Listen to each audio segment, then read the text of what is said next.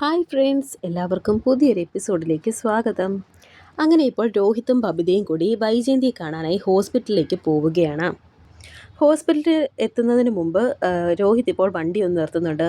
അപ്പോൾ എന്തിനാണെന്ന് ബബിത ചോദിക്കുമ്പോൾ രോഹിത് പറയുന്നുണ്ട്, ഹോസ്പിറ്റൽ അവിടെയാണെന്നുള്ള കാര്യമൊക്കെ എനിക്കറിയാം. ഞാൻ പറയുന്ന കാര്യം നീ കേൾക്കണം. നമ്മൾ അവിടെ ചെന്ന കാര്യങ്ങളെല്ലാം അമ്മയെ അറിയിക്കണം എന്ന് രോഹിത് പറയുമ്പോൾ ബബിത ചോദിക്കുന്നുണ്ട്, അമ്മയ്ക്കത് വിഷമമാകില്ലേ എന്ന്.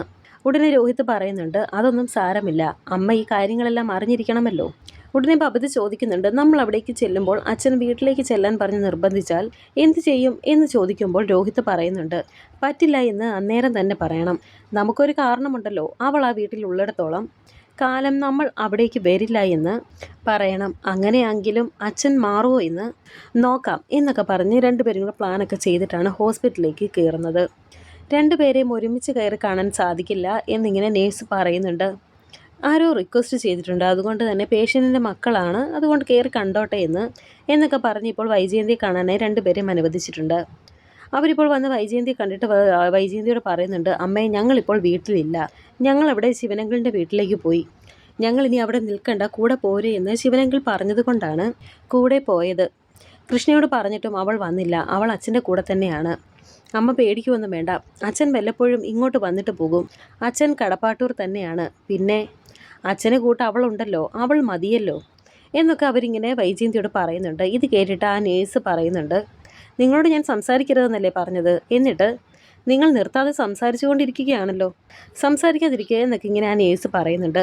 അത് കേട്ടിട്ടും രോഹിത് വീണ്ടും പറയുന്നുണ്ട്, ശിവനങ്ങളും രാജീവങ്ങളും ഇവിടെ ഒരു ഹോട്ടലിൽ റൂം എടുത്താണ് അമ്മയെ നോക്കാൻ വേണ്ടി നിൽക്കുന്നത്, അതുപോലെ ഞങ്ങളും എല്ലാവരും അമ്മയുടെ കൂടെ തന്നെയുണ്ട്, പേടിക്കരുത്, ഇനി അമ്മ വന്നിട്ടേ ഞങ്ങൾ വീട്ടിലേക്ക് തിരിച്ചു വരൂ എന്നൊക്കെ രോഹിത് പറയുന്നുണ്ട്. അങ്ങനെ വൈജയന്തിക്ക് ടെൻഷനാകുന്ന കാര്യങ്ങൾ മാത്രമാണ് അവർ വന്ന് സംസാരിക്കുന്നത്. അത് കണ്ടിട്ട് തന്നെ ആ നേഴ്സ് പറയുന്നുണ്ട്, ഇനി നിങ്ങൾ സംസാരിക്കണ്ട എന്ന്, ഇറങ്ങിക്കോ, രണ്ടുപേരും ഇറങ്ങിക്കോ, നിങ്ങളോട് സംസാരിക്കരുതെന്ന് പറഞ്ഞിട്ട് യാതൊരു പ്രയോജനവുമില്ല എന്നൊക്കെ പറഞ്ഞ് സിസ്റ്റർ ഇപ്പോൾ അവർ രണ്ടുപേരെയും ഇറക്കി വിടുകയാണ് ICUവിൽ നിന്നും. കുറച്ച് അലിവ് കാണിച്ചിട്ടുണ്ടെങ്കിൽ ഇതാ എല്ലാത്തിൻ്റെ സ്വഭാവം എന്നിങ്ങനെ അവിടെ നിന്ന് പറയുന്നുണ്ട് ആ നേഴ്സ്. ഇത് കേട്ടിട്ട് വൈജയന്തിക്കാണെങ്കിൽ ദേഷ്യം വരുന്നുണ്ട്. വൈജയന്തിക്കാണെങ്കിൽ ഒന്നും തന്നെ മിണ്ടാനും സാധിക്കുന്നില്ല. അങ്ങനെ ദേഷ്യമൊക്കെ കടിച്ചു പിടിച്ച് ഇങ്ങനെ സഹിച്ച് കിടക്കുന്നുണ്ട് വൈജയന്തി. ഈ സമയം പുറത്ത് ഇപ്പോൾ മനുവും സുലോചനയും ഇരിക്കുന്നുണ്ട്. അങ്ങനെ ഇപ്പോൾ സുലോചന ബാലേന്ദ്രനെ പറ്റി മനുവിനോട് സംസാരിക്കുന്നുണ്ട്. ബാലേന്ദ്രൻ്റെ മനസ്സിൽ എന്നും വൈജയന്തി മാത്രമേ ഉണ്ടായിട്ടുള്ളൂ, പഠിക്കുന്ന കാലം തൊട്ടേ തുടങ്ങിയ ഇഷ്ടമായിരുന്നു എന്നൊക്കെ സുലോചന ഇങ്ങനെ പറയുമ്പോൾ മനു ചോദിക്കുന്നുണ്ട്, ആ ഒരു ഇഷ്ടം വൺ വേ അല്ലായിരുന്നോ എന്ന്. അപ്പോൾ സുലോചന പറയുന്നുണ്ട്, അതെനിക്കറിയില്ല, രണ്ടുപേരും സംസാരിക്കുകയും ചിരിക്കുകയും കളിക്കുകയും ഒക്കെ ചെയ്യുന്നത് കണ്ടിട്ടുണ്ട് എന്ന് പറയുമ്പോൾ മനു പറയുന്നുണ്ട്, ആൻറ്റിയുടെ മനസ്സിൽ വെറും ഫ്രണ്ട്ഷിപ്പ് മാത്രമേ ഉണ്ടായിരുന്നുള്ളൂ എന്നാണ് എൻ്റെ ഒരു ഊഹം എന്നിങ്ങനെ പറയുന്നു. ഇത് കേട്ടപ്പോൾ സുലോചന ഇങ്ങനെ പതുക്കെ ഇങ്ങനെ മനുവിനോട് ചോദിക്കുന്നുണ്ട്, അതെ, ഈ വൈജയന്തിക്ക് ആഗ്രയിൽ എന്തോ ചുറ്റിക്കളി ഉണ്ടെന്നൊക്കെ കേട്ടായിരുന്നല്ലോ, അതിനെപ്പറ്റി അറിയാമോ എന്നിങ്ങനെ ചോദിക്കുമ്പോൾ എനിക്കതിനെപ്പറ്റി ഒന്നും അറിയില്ല, ഞാനന്ന് ചെറിയ കുട്ടിയല്ലായിരുന്നോ എന്നിങ്ങനെ മനു ഒന്നും അറിയാത്തതുപോലെ പറയുന്നു. അപ്പോൾ സുലോചന പിന്നെയും ചോദിക്കുന്നുണ്ട്, ബാലേട്ടൻ നുണ പറഞ്ഞതാണ് അലീനയുടെ കാര്യം എന്ന് എനിക്ക് ഉറപ്പാണ്, ബാലേട്ടൻ്റെ മകളൊന്നും അല്ല അവള്, ബാലേട്ടൻ്റെ ജീവിതത്തിൽ ഒരേ ഒരു പെണ്ണേ ഉണ്ടായിട്ടുള്ളൂ എന്ന് ഞാൻ പറഞ്ഞല്ലോ, വേറെ ഒരു പെണ്ണിനെയും ബാലേട്ടൻ മനസ്സിൽ കൊണ്ടു നടന്നിട്ടില്ല, വൈജയെ മാത്രമേ ഉണ്ടായിട്ടുള്ളൂ എന്നൊക്കെ ഇങ്ങനെ സുലോചന പറയുമ്പോൾ അതെനിക്കറിയാം എന്ന് മനു പറയുന്നുണ്ട്. എന്നിട്ട് നിങ്ങളെന്തിനാ ഈ കഥയൊക്കെ വിശ്വസിച്ചത് എന്ന് ചോദിക്കുമ്പോൾ ഞാനതൊന്നും വിശ്വസിച്ചിട്ടില്ല എന്ന് മനു പറയുന്നു. നിനക്കിതിനെപ്പറ്റി എന്തൊക്കെ അറിയാമല്ലോ, എന്താടാ എന്നിങ്ങനെ ചോദിക്കുകയാണ് സുലോചന. അപ്പോൾ മനു പറയുന്നുണ്ട്, എനിക്ക് ചെറിയൊരു ക്ലൂ കിട്ടിയിട്ടുണ്ട്, ഇനി കുറച്ച് കാര്യങ്ങൾ കൂടി അറിയണം, എന്നിട്ട് പതിയെ പറയാം എന്നൊക്കെ ഇങ്ങനെ പറയുന്നുണ്ട് മനു. അങ്ങനെയൊക്കെ അവർ സംസാരിച്ചുകൊണ്ടിരിക്കുന്ന സമയത്തേക്ക് അവിടേക്ക് ഒരു നേഴ്സ് വന്നിട്ട് ചോദിക്കുന്നുണ്ട്, ആരാണ് വൈജയന്തിയുടെ ബൈസ്റ്റാൻഡർ എന്ന്. എന്താ കാര്യമെന്നവർ തിരക്കുമ്പോൾ പറയുന്നുണ്ട്, ഇന്ന് വൈജയന്തി ICUവിൽ നിന്ന് റൂമിലേക്ക് മാറ്റുവാണ്, അത് പറയാൻ വേണ്ടിയാണ് വന്നത്. അപ്പോൾ കൂടെ ഒരാൾ വരാൻ പറയുന്നുണ്ട്. അങ്ങനെ ഇപ്പോൾ സുലോചന ആ നേഴ്സിൻ്റെ കൂടെ ചെല്ലുകയാണ്. ഈ സമയം മനു ഈ വിവരമെല്ലാം ബാലേന്ദ്രനെ വിളിച്ചറിയിക്കുന്നു. മനു ചോദിക്കുന്നുണ്ട്, അങ്കിൾ ഇനി ഇന്ന് ഇങ്ങോട്ടേക്ക് വരുന്നുണ്ടോ എന്ന്. അപ്പോൾ ബാലൻ ചോദിക്കുന്നുണ്ട്, എന്താടാ, എന്തെങ്കിലും ആവശ്യമുണ്ടോ, ഞാൻ വരണോ എന്ന് ചോദിക്കുമ്പോൾ മനു പറയുന്നുണ്ട്, ഏയ് വരുമൊന്നും വേണ്ട, ആൻറ്റിയെ റൂമിലേക്ക് മാറ്റി, ആ കാര്യം പറയാൻ വേണ്ടിയാണ് വിളിച്ചത് എന്നൊക്കെ പറയുമ്പോൾ ബാലൻ പറയുന്നുണ്ട്, ഇനിയിപ്പോൾ എല്ലാവർക്കും സൗകര്യമായല്ലോ, വിസിറ്റേഴ്സിനൊക്കെ വന്ന് കണ്ടിട്ട് പോകാമല്ലോ എന്നിങ്ങനെ പറയുമ്പോൾ മനു പറയുന്നുണ്ട്, എന്ത് വിസിറ്റേഴ്സ്, വന്ന് കാണാൻ മാത്രമല്ലേ കൊള്ളത്തുള്ളൂ, അല്ലാതെ വേറെ പ്രയോജനമൊന്നും ഇല്ലല്ലോ എന്നൊക്കെ മനു പറയുമ്പോൾ ബാലേന്ദ്രൻ ചോദിക്കുന്നുണ്ട്, എന്തിയെ നിൻ്റെ ആൻറ്റിയുടെ 2 അഭ്യുദയകാംക്ഷികൾ അവർ എവിടെ എന്നൊക്കെ ചോദിക്കുന്നു. രാവിലെ മുതൽ ഹോട്ടൽ റൂമിലുണ്ടായിരുന്നു. ഇനി ചെക്കൗട്ട് ചെയ്ത് പോയോ എന്നൊന്നും അറിയില്ല. അവരെപ്പറ്റി കൂടുതൽ സംസാരിച്ചിട്ട് കാര്യമൊന്നുമില്ല എന്നും മനു ഇപ്പോൾ പറയുന്നു. എങ്കിൽ ഞാൻ നാളെ വരാം എന്ന് പറഞ്ഞ് ബാലേന്ദ്രൻ ഫോൺ വയ്ക്കുന്നു. അങ്ങനെ പിറ്റേ ദിവസം രാവിലെ ആയിട്ടുണ്ട്. കൃഷ്ണമോൾ സ്കൂളിൽ പോകാൻ വേണ്ടി റെഡിയാകുന്നു. കൃഷ്ണമോൾ ആണെങ്കിൽ ഇന്ന് ആകെ മടി പിടിച്ചിരിക്കുന്നുണ്ട്. എനിക്ക് സ്കൂളിൽ പോകാൻ തോന്നുന്നില്ല എന്നൊക്കെ കൃഷ്ണമോൾ പറയുമ്പോൾ അലീന പറയുന്നുണ്ട്, നീ സ്കൂളിൽ പോയില്ലെങ്കിൽ ഇവിടെ തനിച്ചാവില്ലേ? പിന്നെ ഇവിടെ ഇരുന്നിട്ടുണ്ടെങ്കിൽ നീ ഓരോന്നാലോചിച്ച് വിഷമിച്ചിരിക്കും. അത് ശരിയാകില്ല. അതുകൊണ്ട് നീ സ്കൂളിൽ പോയിക്കോ എന്നൊക്കെ അലീന പറയുന്നത് കേട്ട് കൃഷ്ണമോൾ ചോദിക്കുന്നുണ്ട്, ഞാൻ സ്കൂളിൽ പോയി കഴിഞ്ഞാൽ ചേച്ചി ഇവിടെ തന്നെയല്ലേ ഉള്ളൂ? ഉടനെ അലീന പറയുന്നു, ഞാനിവിടെ തന്നെയല്ലേടി. അച്ഛൻ പോകുന്ന കൂട്ടത്തിൽ ഞാൻ ഹോസ്പിറ്റലിലേക്ക് പോകും. അച്ഛൻ കൊണ്ടുപോകുമോ എന്നൊന്നും അറിയില്ല, എങ്കിലും പോകണമെന്നുണ്ട് എന്നൊക്കെ അലീന ഇങ്ങനെ പറയുന്നു. എന്നിട്ട് കൃഷ്ണമോൾക്ക് കഴിക്കാനായി ആഹാരമൊക്കെ എടുത്തു കൊടുക്കുന്നുണ്ട്.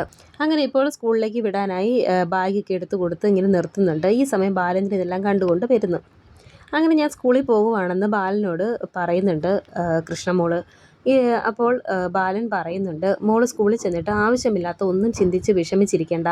ഇവിടുത്തെ കാര്യങ്ങളൊക്കെ അച്ഛൻ നോക്കിക്കോളാം. ഇപ്പോൾ മോളുടെ പണി എന്താ? പഠിക്കുക എന്നല്ലേ? അത് വൃത്തിയായിട്ട് ചെയ്താൽ മതി, വിഷമിക്കേണ്ട എന്നൊക്കെ പറയുമ്പോൾ ആയിക്കോട്ടെ എന്ന് പറഞ്ഞ് കൃഷ്ണമോൾ ഇപ്പോൾ അങ്ങനെ സ്കൂളിലേക്ക് പോവുകയാണ്. കൃഷ്ണമോൾ പോയി കഴിയുമ്പോൾ അച്ഛനും ബ്രേക്ക്ഫാസ്റ്റ് എടുത്ത് വെക്കട്ടെ എന്ന് ചോദിച്ച് അലീന ഇപ്പോൾ അകത്തേക്ക് പോയി ബാലനുമുള്ള ആഹാരമൊക്കെ എടുത്ത് വെച്ച് കൊടുക്കുന്നുണ്ട്. ആഹാരം കൊടുക്കുന്നതിനിടയ്ക്ക് അലീന ഇപ്പോൾ ചോദിക്കുന്നുണ്ട്, അച്ഛൻ ഇന്ന് ഹോസ്പിറ്റലിൽ പോകുമ്പോൾ ഞാനും കൂടെ വന്നോട്ടെ എന്ന്.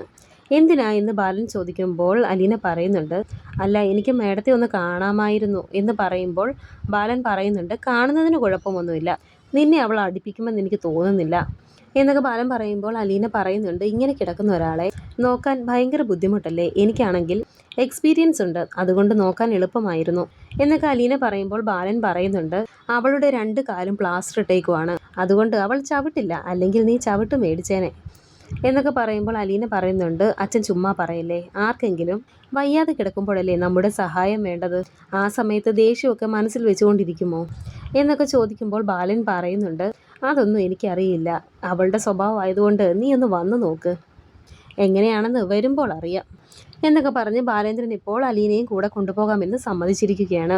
എങ്കിൽ ഞാൻ പെട്ടെന്ന് റെഡിയാകാം എന്ന് പറഞ്ഞ് ബാലേന്ദ്രന് വേണ്ട ആഹാര സാധനങ്ങളെല്ലാം എടുത്തു വെച്ചിട്ട് പെട്ടെന്ന് തന്നെ റെഡിയാകാനായി അലീന റൂമിലേക്ക് പോകുന്നു. അങ്ങനെ ഇപ്പോൾ അലീനയും ബാലേന്ദ്രനും കൂടെ ഹോസ്പിറ്റലിലേക്ക് ചെല്ലുമ്പോൾ അവിടെ ശിവനും രാജീവും ഫോണിലൂടെ ഇങ്ങനെ വീഡിയോ ഒക്കെ അങ്ങോട്ടും ഇങ്ങോട്ടൊക്കെ അയച്ച് ഇങ്ങനെ ഇരിക്കുന്നുണ്ട്.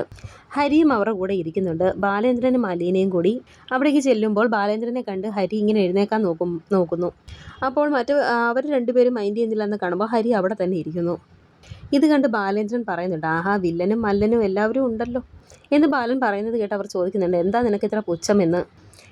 ഒരു പുച്ഛവുമില്ല, അവിടെ തന്നെ ഇരുന്നോ എന്ന് ബാലൻ അങ്ങനെ പറഞ്ഞിട്ട് അലീനയും കൊണ്ട് പോകുന്നു.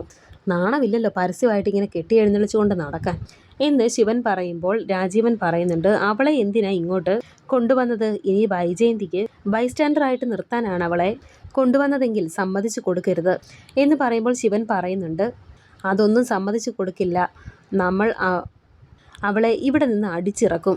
ആശുപത്രി ആരുടെയും തറവാട്ട് സ്വത്തൊന്നുമല്ല, അതുകൊണ്ട് അങ്ങനെ തന്നെ ചെയ്യണം എന്നൊക്കെ ഇങ്ങനെ രണ്ടുപേരും കൂടെ ഓരോന്നൊക്കെ പറഞ്ഞിരിക്കുന്നുണ്ട്. ശേഷം ഇപ്പോൾ അലീന വൈജയന്തിയുടെ അടുത്തേക്ക് എത്തിയിരിക്കുകയാണ്. വൈജയന്തിക്ക് അലീനയെ കാണുന്നതേ നല്ല ദേഷ്യം വരുന്നുണ്ട്. അത് ആ ഒരു കണ്ണിലൂടെ നന്നായി എക്സ്പ്രസ് ചെയ്യുന്നുണ്ട്. അലീനയോട് ഇപ്പോൾ അവിടെ നിൽക്കുന്ന നേഴ്സുമാർ ചോദിക്കുന്നുണ്ട്, ഇത് ആരാണ് എന്ന്. ഞാൻ വൈജയന്തിയുടെ മൂത്ത മകളാണെന്ന് പറയുന്നു. ഇത് കേട്ടിപ്പോൾ വളരെയധികം ദേഷ്യത്തോടെ അലീനയുടെ മുഖത്തേക്ക് ഇങ്ങനെ ആ ഒരു കണ്ണ് വെച്ച് ഇങ്ങനെ നോക്കുന്നുണ്ട് വൈജയന്തി. മൂത്ത മോളാണോ? ഇപ്പോൾ എന്ത് ചെയ്യുന്നു എന്ന് അവർ നേഴ്സുമാർ ചോദിക്കുമ്പോൾ ജോലിയൊന്നും ആയില്ല എന്ന് അലീന പറയുന്നു.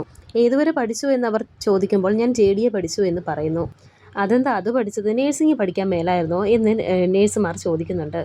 ഞാൻ +2 കഴിഞ്ഞ് അതിനാ പോയത്. എനിക്കിങ്ങനെ കിടപ്പ് രോഗികളെയൊക്കെ നോക്കുന്നത് ഭയങ്കര ഇഷ്ടമാണ്, അതുകൊണ്ടാണ് ഞാനന്ന് അത് പഠിക്കാൻ പോയത് എന്ന് അലീന പറയുമ്പോൾ അങ്ങനെയൊക്കെ പറയുന്നത് കേട്ടിപ്പോൾ നേഴ്സുമാർ ചോദിക്കുന്നുണ്ട്, അതിന് വലിയ ശമ്പളമൊന്നും കിട്ടില്ലല്ലോ എന്ന്.